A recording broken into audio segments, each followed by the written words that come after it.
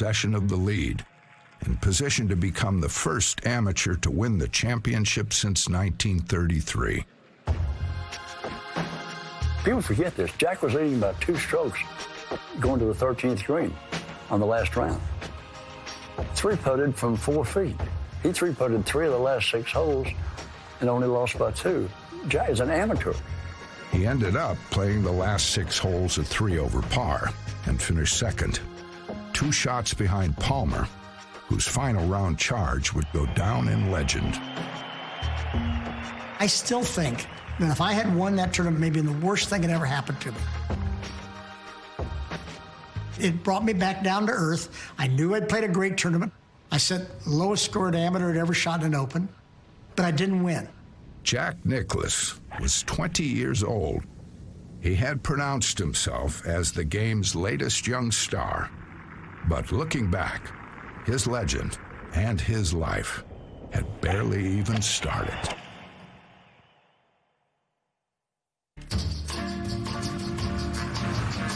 We played an exhibition at Scioto, and I asked Bob Hope and Jim Garner to come in and play with us. So they were staying at the house, and Barbara, who's basically 9 months pregnant, walked in and she says, "You want to fix the fire for some steaks?" And I said, "Oh, okay, a few minutes. We're going to play a couple games of pool." About half an hour later, Barbara says, "Do you want to cook the steaks?" He said, "Cook the steaks? I haven't set the fire." I said, "Well, I turned the fire on. I'll be up in a minute when this game's over." So about 15 minutes later, "Steaks are done." "What do you mean the steaks are done?" "Dinner's on the table. Come on up." So about halfway through dinner, I sort of excused myself and came back and I said, "I've packed my bags." She says, "I've called the doctor." She says, "I can take a taxi. I don't want you to leave your friends." I walked back in and I say to Garner and Hope, unfortunately or fortunately, however you want to look at it, Barbara's about to have a baby. You've never seen such a mass exit. Jack Nicklaus, former American Open and Masters winner, with his attractive wife Barbara in a smart black and white check suit. I don't think there's a wife of any athlete who is more important, more supportive, more there than Barbara Nicklaus. I mean, let's face it, she's the greatest wife in the history of sports, bar none. They were very secure in their relationship. Mom just got it. She just makes everything just happen. I think that she is probably the most selfless person I've ever known. She's always thinking about what can she do for somebody else, not herself. A great moment, not only for the winner, but for his wife, Barbara. This is a woman who's she's riding on a comet, just the two of them. And she took time for every single person at any level. She's really set the standard for families and wives and how we support our husbands and travel with our families. She's really meant a lot to all of us and what she's done. No matter where a person ends up, the foundations of a life tend to inform the path that unfolds. Put a bit more simply, marry the right person, and a lot of other things fall into place. And so it was in the fall of 1957 when a boy named Jack met a girl named Barbara in Columbus, Ohio. We actually met the first weekend of our freshman year in college. I had stopped to say hello to a girl that I knew from high school, and she happened to be dating Jack at the time. Unfortunately, she had to go to class. Mary had to go off to class, and Barbara said, "Where are you going?" She said, "I'm going down to the bacteriology lab." I said, "Well, I'll walk you down." I called her that night, asked her for a date. She worked me in about 2 weeks later. He was just another boy, and I didn't know anything about golf. My family knew nothing about golf. Barbara's father, Stanley Bash, had taught my father in high school. I always tease him that the reason he married me was he was not doing well in a math course he was taking his freshman year. So he called my dad and said, "Mr. Bash, could you help me with my math final?" And he got 100 on the final and an A in the course, so I think that's probably why he married me. We got engaged in '59, got married the following July. These days, there would be no doubt about the career choice of a 20-year-old golfing phenomenon. But in 1960, the PGA Tour wasn't necessarily a great place to earn real money. Even Jack Nicklaus needed a backup plan.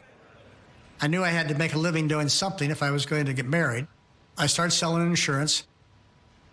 Didn't really like it very much. I'm selling it to my fraternity brothers, you know. They needed insurance like a hole in the head. As a matter of fact, they probably would have preferred the hole in the head. Jack Nicklaus regains the title he won in 1959. Jack was the pre-tournament favorite, and he swept through all his matches to rank as the best amateur golfer in the United States. Nicklaus's second U.S. amateur title at Pebble Beach followed an NCAA individual championship for Ohio State. He was tracing the footsteps of his favorite golfer and the consummate amateur, Bobby Jones. But the pro game was now calling ever more louder and clearer.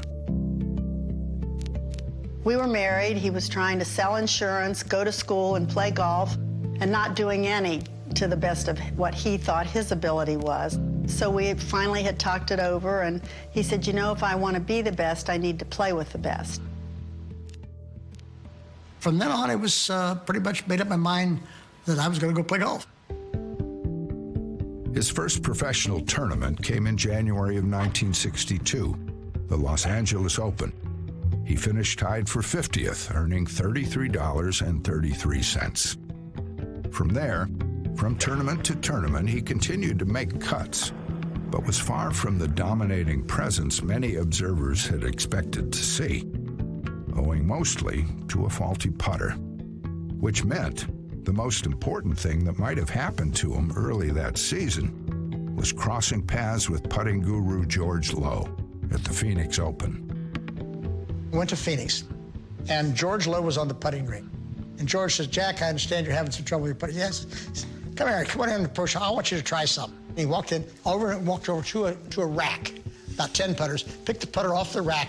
He says, try this one. Putter I won 15 majors with. The Oakmont Country Club on the outskirts of Pittsburgh. Championship time.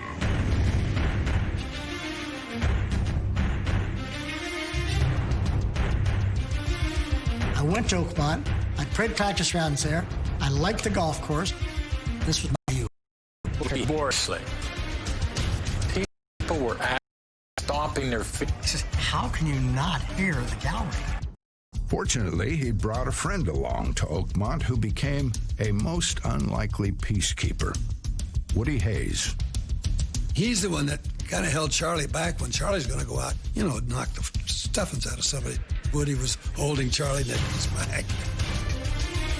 Going into the final 18 holes, Nicklaus trailed Palmer by 2.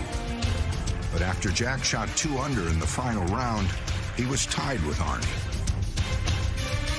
Still, on the 18th, the local legend was just a 12-foot putt away from victory. Played it an inch too high. So after 4 rounds of golf, they were tied, and an 18-hole playoff the next day would decide the champion. Nicklaus wanted everything to stay the same in the meantime. Taking my pants that I'd worn in the 36 holes and thought they were pretty good luck. I go stand them in the corner because, you know, you've been wearing them all day, you're all sweaty. I said that was good luck. I was going to wear them again the next day. Arnold Palmer and young Jack Nicklaus start a playoff. Palmer tees off. Now Nicklaus. Jack gets up and belts his. So we're walking down the right side of the fairway. When we get to the balls, Jack is 25 yards ahead of Arnold. You could just see Arnold sink. He said, oh my God, I hit my best tee shot, and Nicklaus is 25 yards ahead of me. I think Jack beat him right there on the first drive.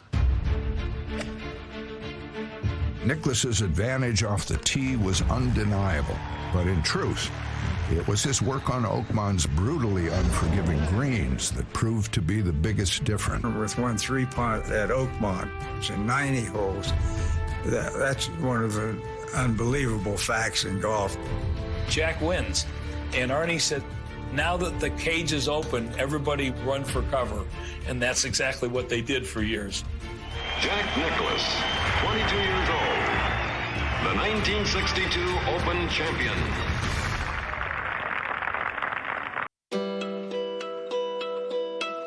think that's what makes them the champions that they are, is to win the big events, the most important, the most competitive. You knew that those were special weeks, and, you know, just looking at the trophies, looking at the names, you know, it made your dream even bigger. And we dreamed to be that person to lift a trophy or put on a green jacket or win Wimbledon. That's what it's all about. The great players, they can elevate their game when everything is on the line. The bigger the game, the more fun it is. When you go back and you look at my entire career, I was always productive on the big stage. It's fun to play in a World Series. It's not fun to watch it on TV. But the greatest athletes wanted to have the ball with the last shot. They wanted to be in Game 7 in hockey and relish it and take it in and say, you know what? I love this scenario.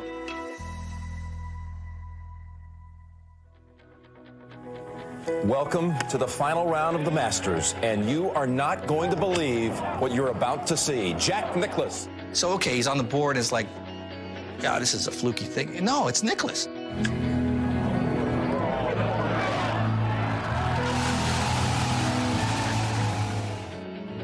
This for birdie.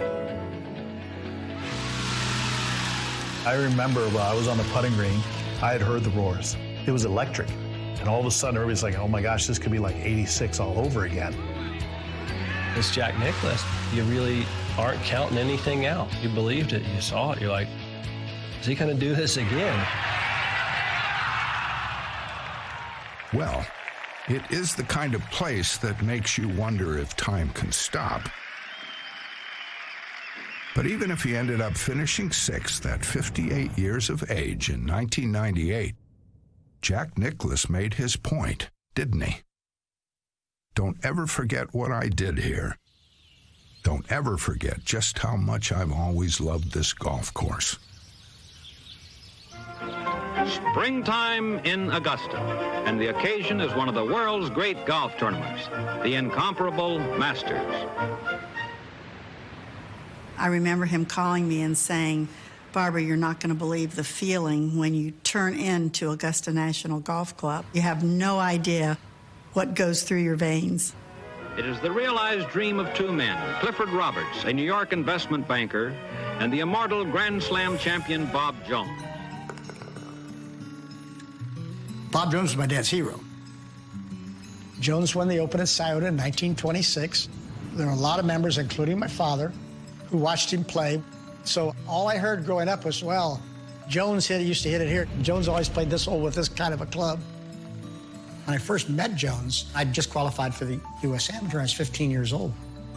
1959, I qualified for the Masters, and there was a little note in my locker. And it was said, Jack, it says, I'd like to invite you and your father down to come down to the cabin and say hello. That little note was there every year, and we went down. I learned a lot from Jones and how you handled sportsmanship, how you handled adversity. Sure enough, that first trip to Augusta in '59 ended after only 2 rounds. 2 rounds of unending frustration with the course's infamously tricky greens.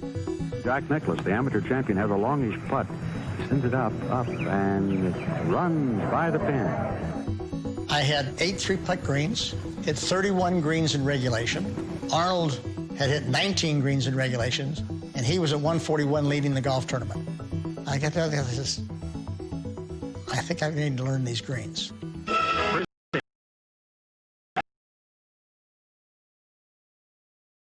Slammer.